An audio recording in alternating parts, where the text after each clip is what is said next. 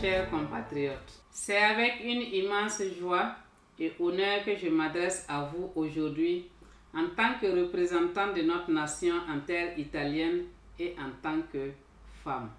En cette journée internationale des droits de la femme, nous nous réunissons non seulement pour célébrer les réalisations des femmes du Burkina Faso et du monde entier, mais aussi et surtout pour réfléchir sur les défis persistants et les voies et moyens pour les relever en poursuivant la lutte contre les forces d'abus et de discrimination de toutes sortes. Aujourd'hui, nous rendons hommage à toutes celles qui ont ouvert la voie de l'émancipation de la femme à travers leur courage, leur détermination et leur résilience. En tant que femmes de la diaspora, vous êtes des ambassadrices de nos cultures, de nos valeurs et de nos rêves. Vous inspirez non seulement votre communauté, mais aussi les générations futures.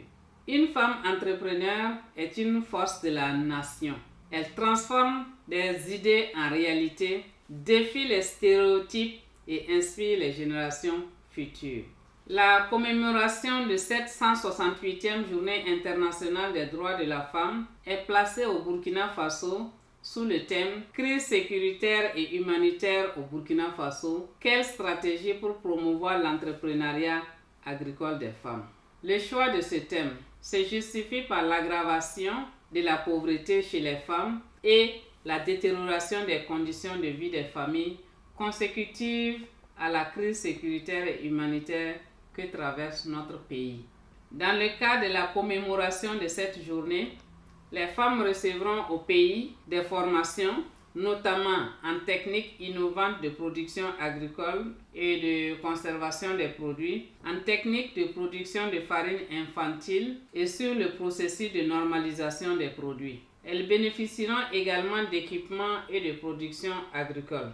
Mesdames, Messieurs, chers compatriotes, bien qu'au fil des ans, nous ayons assisté à une évolution significative dans la perception du rôle des femmes dans la société, il reste néanmoins encore beaucoup à faire. Les inégalités persistent dans de nombreux domaines, qu'il s'agisse de celui de l'éducation, de l'emploi, de la santé ou de la représentation des femmes au niveau politique. Nous devons donc continuer à lutter pour l'égalité des sexes et à plaider également pour les droits des femmes, car lorsque les femmes s'épanouissent, toute la société en bénéficie. Nous devons également les soutenir pour leur autonomie financière dans cette période de crise depuis notre position en Italie. Ensemble, nous pouvons surmonter les obstacles. Je vous encourage donc à poursuivre vos rêves, à prendre la parole et à agir. Chaque petite action compte. Que ce soit dans notre vie personnelle, professionnelle ou communautaire, nous pouvons toutes contribuer à un changement positif. Redoublons d'efforts et saisissons toute occasion que le gouvernement nous offre pour nous épanouir sur tous les plans. Pour conclure, je souhaite rappeler que la solidarité entre femmes est notre plus grande force. Soutenons-nous mutuellement, partageons nos expériences et inspirons-nous les unes des autres. En ce jour spécial, engageons-nous à faire entendre nos voix, à revendiquer nos droits et à célébrer l'incroyable potentiel que nous possédons. Je vous remercie pour votre écoute et pour votre engagement.